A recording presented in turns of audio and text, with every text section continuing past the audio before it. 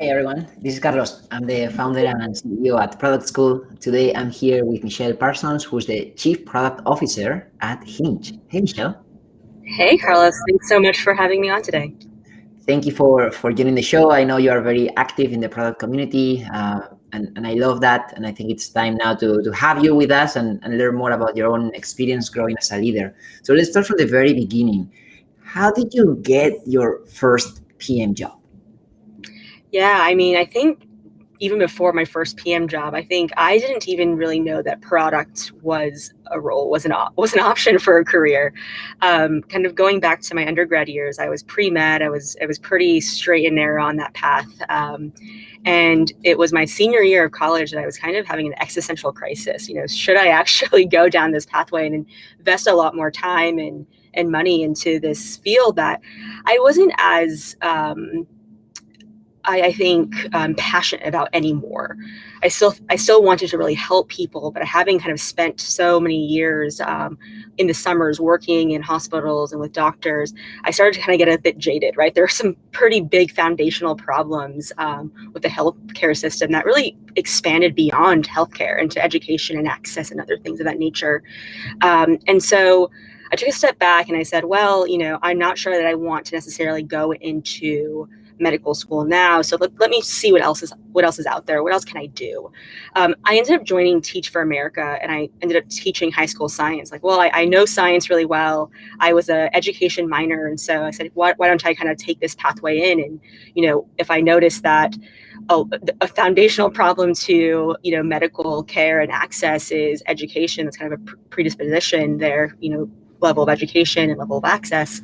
How do I help really teach the next generation of kids? And so I spent 2 years in the classroom, really started to realize that, wow, there's a lot of gaps here as well.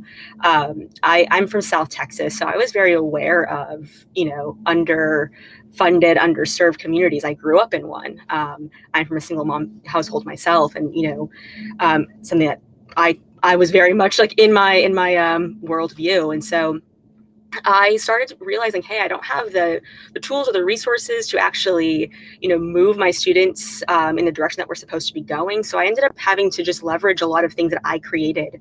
Started searching online, what tools can I use? What exercises can I kind of download?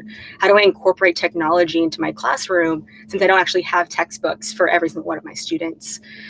It was then that I started realizing, okay, well, now that I have these resources, I'm constantly going, online for.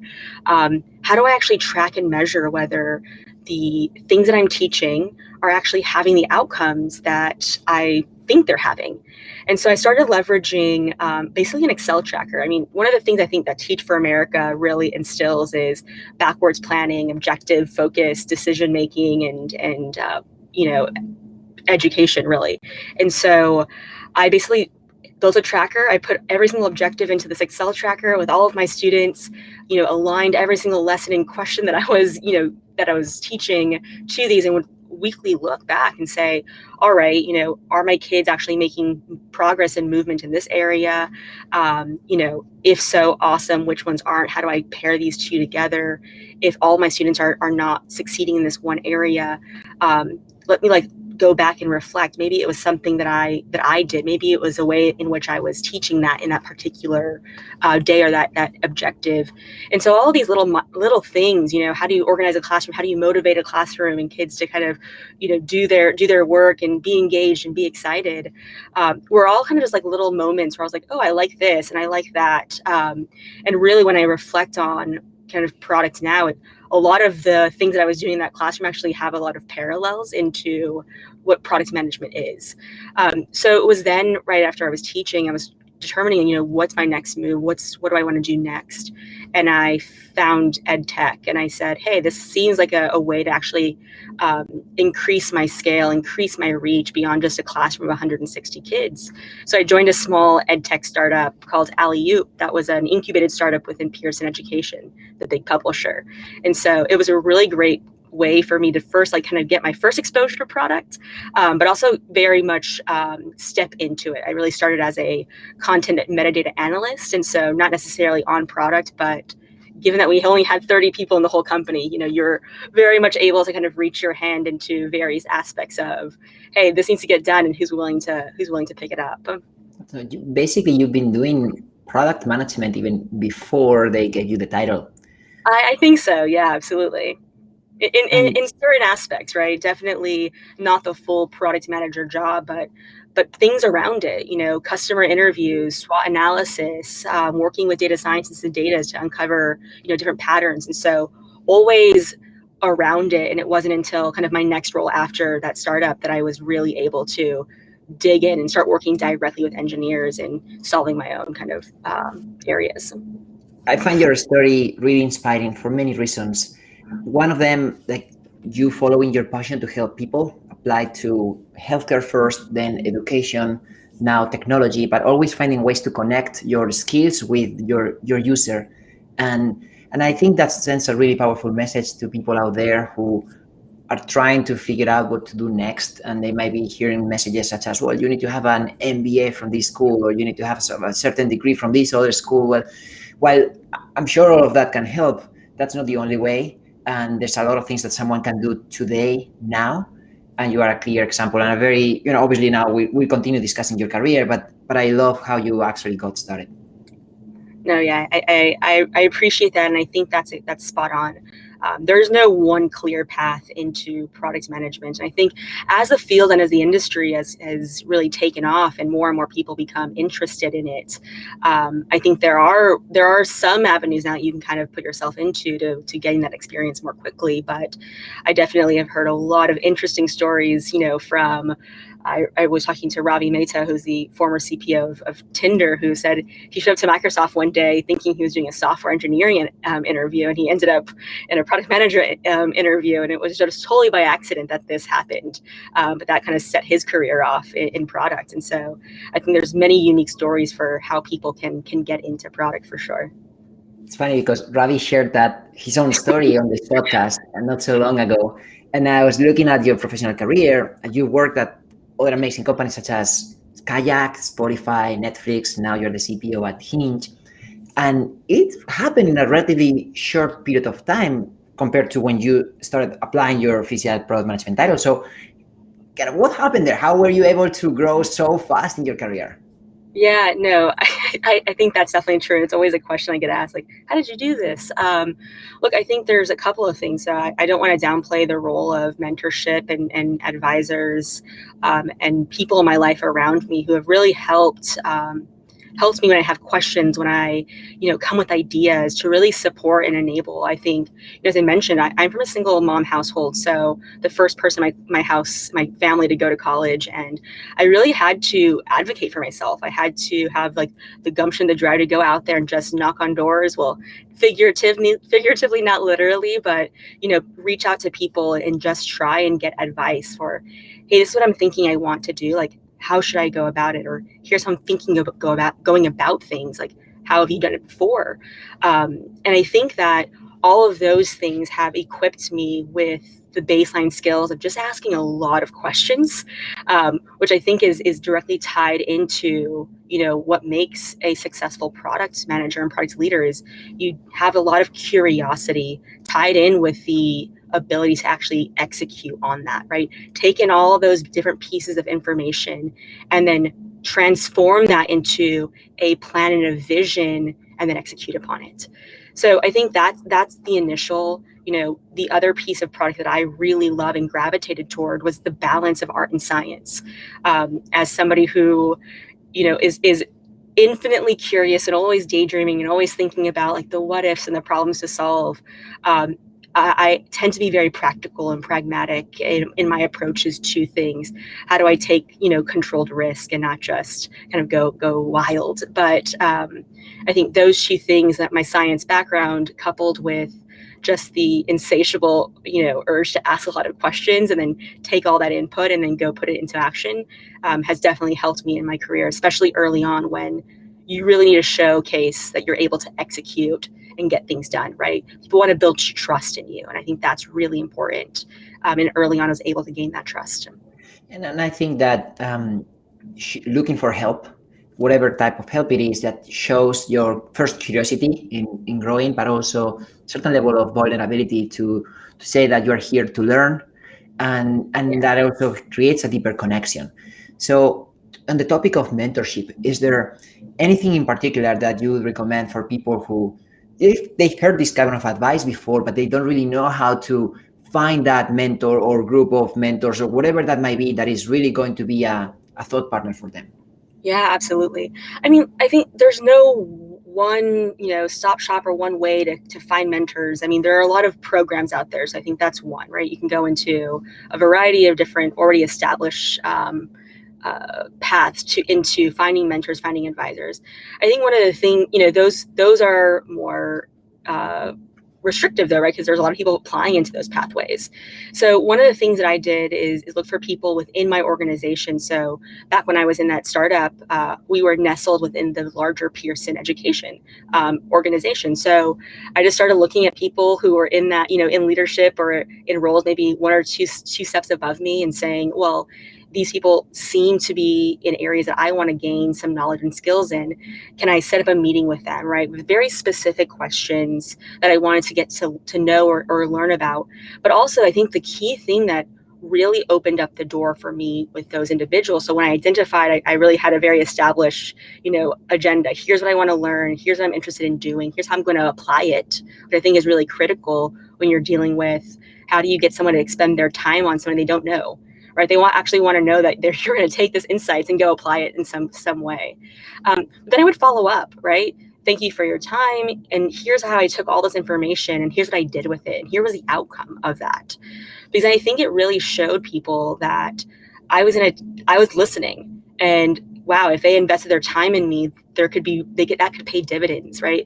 Maybe not for them as individuals, but for the things that I could then go do and go impact. And so that to me is really critical even when people come to me for advice or mentorship. I really am looking for, is this time well spent?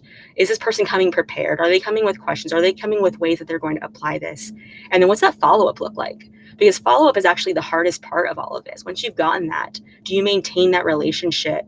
And do you add value back and forth, right, across the table? Yeah, you come from a teaching or educator background, which you appreciate what it is to be on the other side. And now that you are a chief product officer, and I'm sure you're also mentoring other people, an example of that is what you are doing right now, sharing your story.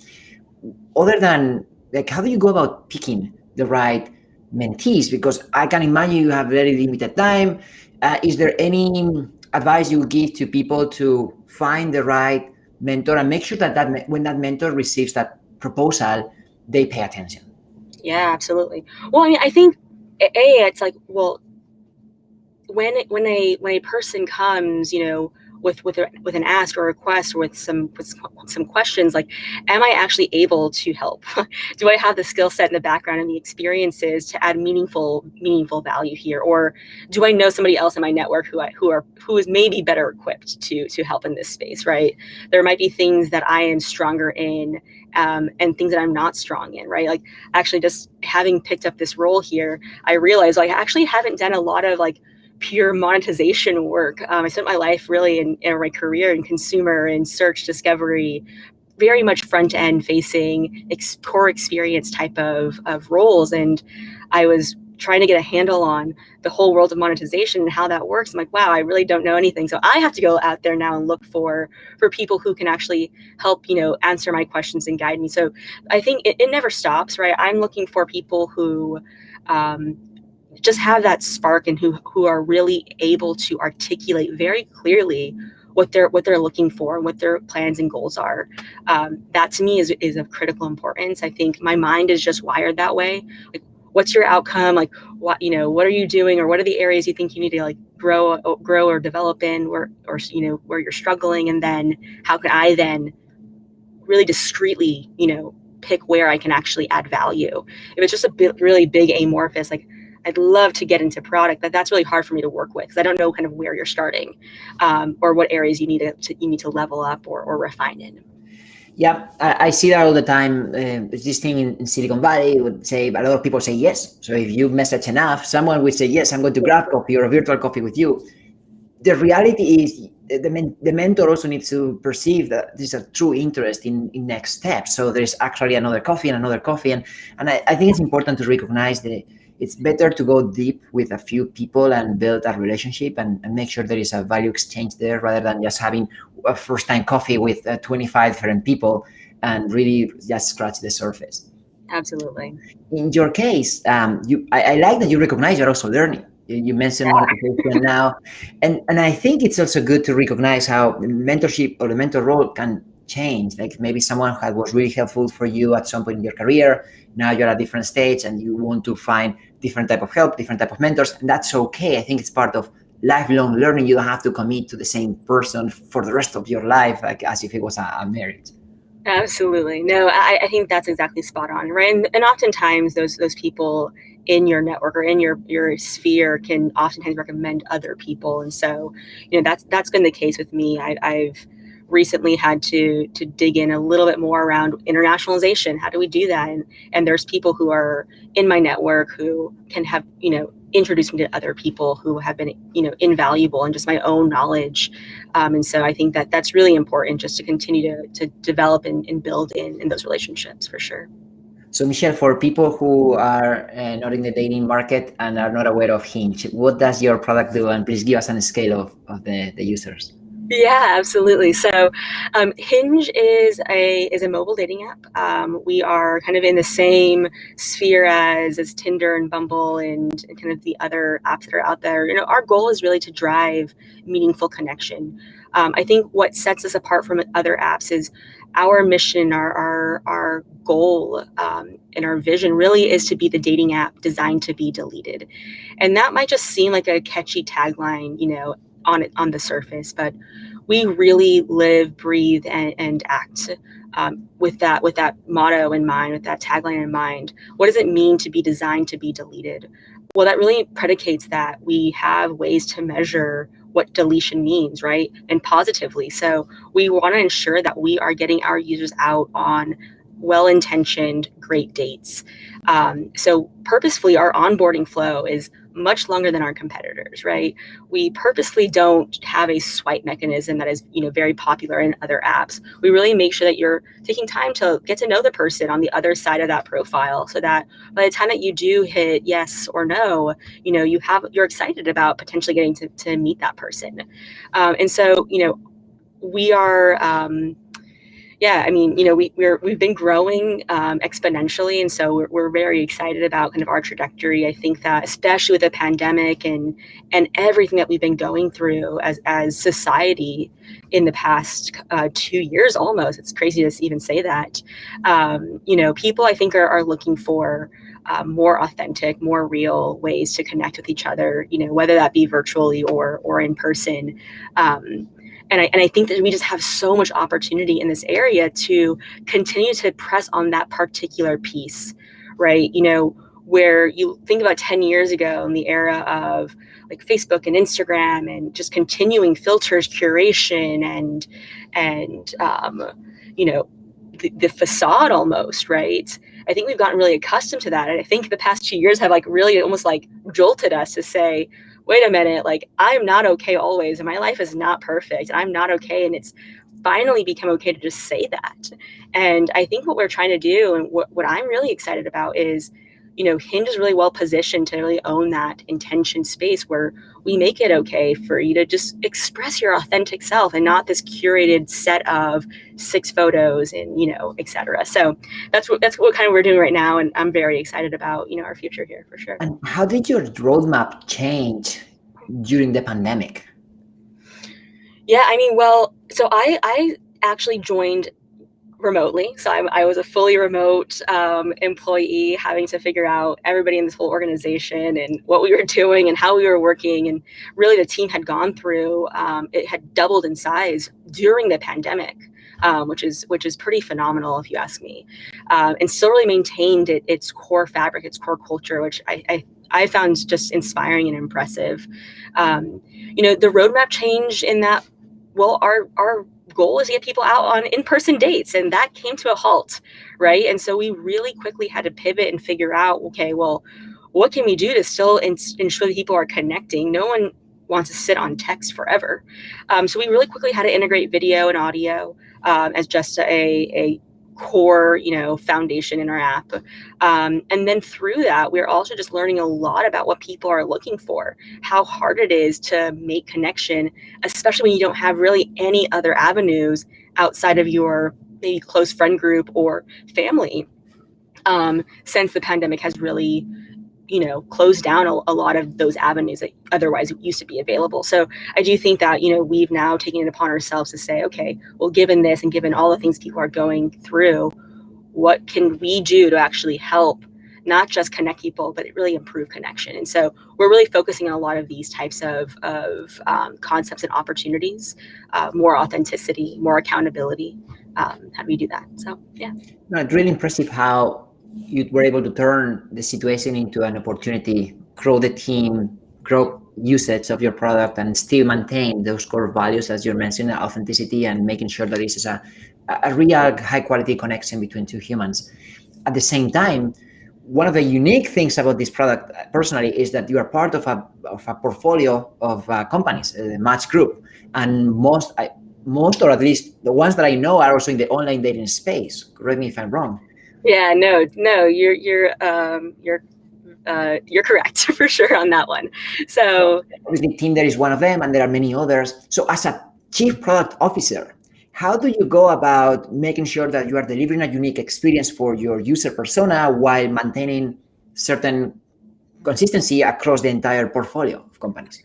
Yeah, well, I don't know if consistency really is the goal here. So I think, that was one of the things that when I first joined Hinge and I started kind of learning about the acquisition that happened in 2019. So it hasn't been that long. It's fairly recent. For all intents and purposes, fairly recent. I know 3 years can feel like now like a lifetime.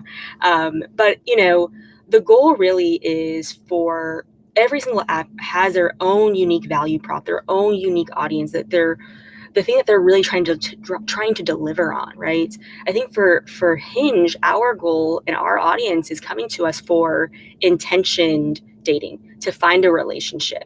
Every app has their own spin on what their users are coming for. Bumble is women make the first move.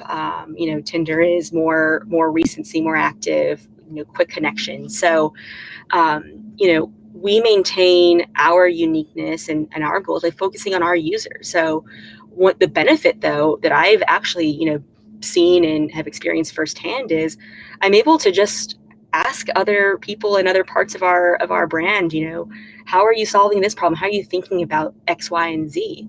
And able to share insights. And of course, we have different audiences and different end goals. And so every insight might not be as relevant in that same context, but it's another data point that I can use and my team can use to make more informed decisions. And so, I think that's been one of the benefits.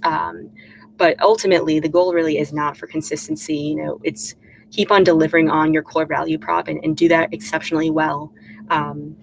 Yeah. That's a really unique expansion strategy for me, because most of the product leaders, most of the products that I know, they start very specific with a feature, a certain use case, and they expand, right? They try to become a platform with covering multiple use cases. In your situation, you are so clear on your specific user persona, and based on what you're saying, your goal is not for people to now, go to other apps even within the same group, right?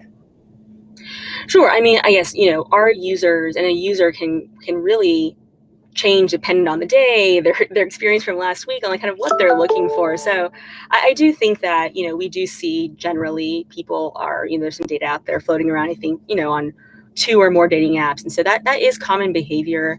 I guess the question is like, what's your primary app, right? What are you primarily engaging with and looking for? And so, again, I think what we just try and do is deliver on our core value prop, ensure that every decision that we're making from product to design to engineering is all laddering back up to that core mission, which is we want our dating app to be designed to be deleted. And so we want to make sure that everything that we're building, every decision that we're making ladders back up to that, so that we build user trust, but we also can deliver on that promise for our users. I mean, I tend to use like the traditional jobs to be done, right? And if our users are coming to us for a relationship and for meaningful connection, well, what can we do to deliver on that? And that's the same way that guides us, like, where are we failing at that today? And that will also help us uncover really unique opportunities that we might not be focused on otherwise. If we're constantly chasing competitors or constantly trying to integrate this or that new technology, right? There are things popping up all over the place every single day. But again, I think if you are true to what you're trying to deliver and your users and your customers see that, they'll build that trust, they'll build up that rapport with you, and they'll come back. So we're just trying to continue to do that for sure. Love that clarity, because it's so easy as you grow, right, to think about different expansion opportunities and lose a little bit of the focus that brought you here. And in some cases it might work, but in others they lose the entire experience. So going kind of looking inside your own product organization, how do you structure your own product team? Yeah, that's a great question. I mean, I actually think organizational strategy and structure is not an easy thing. It's actually one of the things you constantly spend a lot of time evaluating and thinking about. Honestly, in my own role, that's where I spend a lot of my time. Are we set up the right ways? Do we have the right tools? Do we have the right processes and throughputs? So, our organization is structured in that, and I literally took a lot of my experiences from Kayak and Spotify and Netflix, and kind of said what do I like and not like about each of these structures, and how might that then be applied to Hinge. And I think one of the things that really resonates with me is I really want to ensure that we create teams that feel fully empowered to come up with the ideas that they think are the most important, to leverage and lean into the insights, take all of that and then work collaboratively with their team without a lot of hierarchy of, top down leadership delivering on what your objectives are, what OKRs you need to go hit. So I really try to structure the teams with a lot of scope and autonomy. And so what that means is that you're not oriented around a specific surface or a button or a particular feature. I really try to organize around outcomes. What are we trying to deliver, and what do we think are the really important big opportunities or big outcomes and big bets that we want to continue to invest in, both from a product perspective and from an organization perspective, and then form teams around that. Of course, the objectives and OKRs and problems they might be focused on could iterate, could change as more data, more insights come in. But really their purview is to solve things around, profile innovation, and really understand how do we bring people to life. And at the core of that, there's so many different ways you can bring people to life. What does that mean? But you have one person who's really able to lead that through and through and really feel empowered to create a long-term vision, a long-term roadmap around that, versus here's a feature. Well, what happens if that feature ever hits its lifetime? Then you're going to have to figure out, well, where do you put that team and that person? So, structurally, I really try to empower the team. I think that, I take something from previous organizations where we really treat the PM as the informed captain. You are both responsible for the direction of your ship, but also ensuring that everyone's working together and everyone understands where you're going. And so that's really the organization there. And then again, one of the things that I've always really, has just irked me the wrong way is bring people into an organization and you don't have any staffing for them. That is something I've experienced before personally, and it is really hard as a product manager to get your job done when you don't have staffing. So you don't have support, you don't have partnerships around you that can help you really execute on that vision and those objectives. So that's the other thing, is really ensuring that before we bring on new people or open up new areas of opportunity, that we have a plan for how we're going to fund those, because there's nothing worse than being on board into an organization and then just sitting there trying to beg, borrow, and steal to get into somebody else's roadmap. Yeah, I know, because Spotify is actually very famous for how they were thinking about structuring teams into squads and tribes. And I know that Netflix is also another world-class organization. So it's always interesting to see how each product leader thinks about structuring their team and then how it changes, because whatever it's working for you today, it might not be the same formula 6-12 months from now. Yeah, absolutely. We're going through this again, right? So as we look for 2022, okay, we're going to keep on growing, keep on scaling. How do we need to reorganize to actually ensure that, it becomes less about the individual team, then it actually becomes about the cross-team groups, across the organization, right? How do we start to get information across to marketing, to our support teams, to brand, et cetera, right? And how do all of the teams work together? What processes and principles do we have in place? And so that's where we've been spending a lot of time now is, do we have the right visibility? Do we have the right communication tools to really unlock and enable us to do our best work? Well, Michelle, it's been a pleasure to learn from you. Is there anything else you'd like to add? No, I mean, I think this has been a phenomenal conversation. I mean, and people can feel free to link with me on LinkedIn, and I'm always available for questions or thought starters. I love product. I think that's my biggest takeaway from my my careers. I really just love to dig in with people and solve problems, and it's been really fun to be able to do product, a variety of different companies, all serving that direct end consumer. It's really where I drive my passion from. Perfect. Well, thank you for your time. Absolutely. Thank you, Carlos.